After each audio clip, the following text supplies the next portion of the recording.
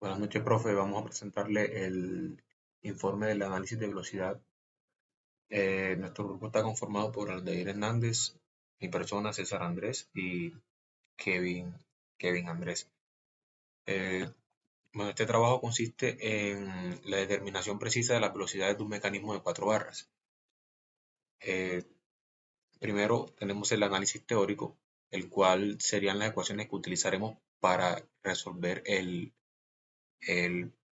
problema y las velocidades. Aquí tenemos las ecuaciones para las velocidades lineales, acá las ecuaciones para las velocidades angulares.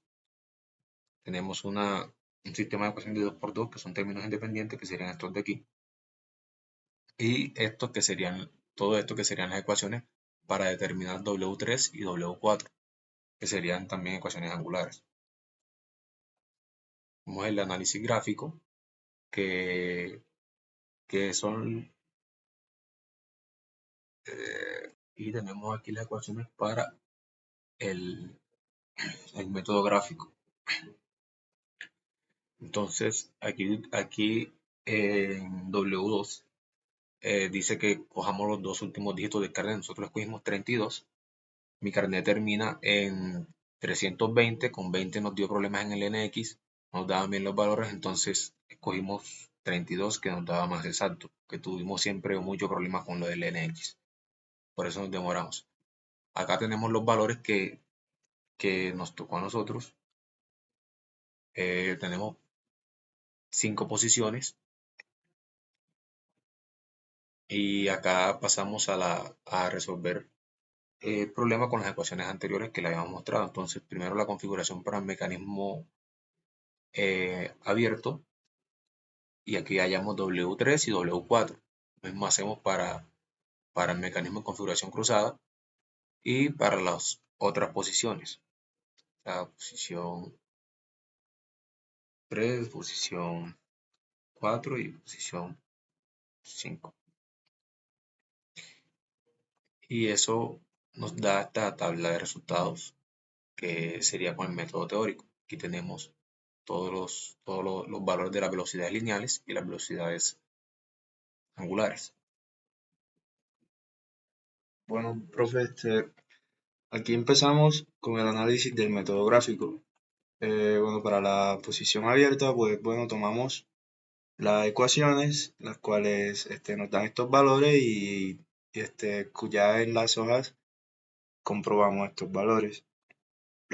Hacemos lo propio para la configuración cruzada y las demás configuraciones, pues bueno, las posiciones de las demás.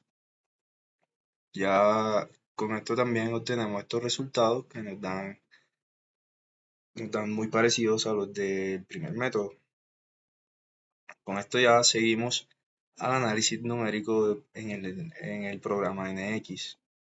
Pues aquí tenemos lo que sería la posición abierta, que pues ahora mismo la tengo abierta aquí en el NX, se la puedo mostrar. Y tenemos estos valores que nos dan prácticamente igual a lo visto en el análisis teórico. Eh, y pues todo en su posición, todo bien. El análisis con la velocidad en milímetros sobre segundos y las velocidades angulares en radianes sobre segundo.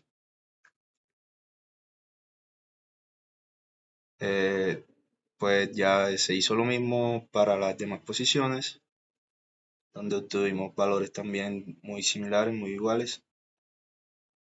Y pues está nuestra tabla de resultados respecto a los valores del NX.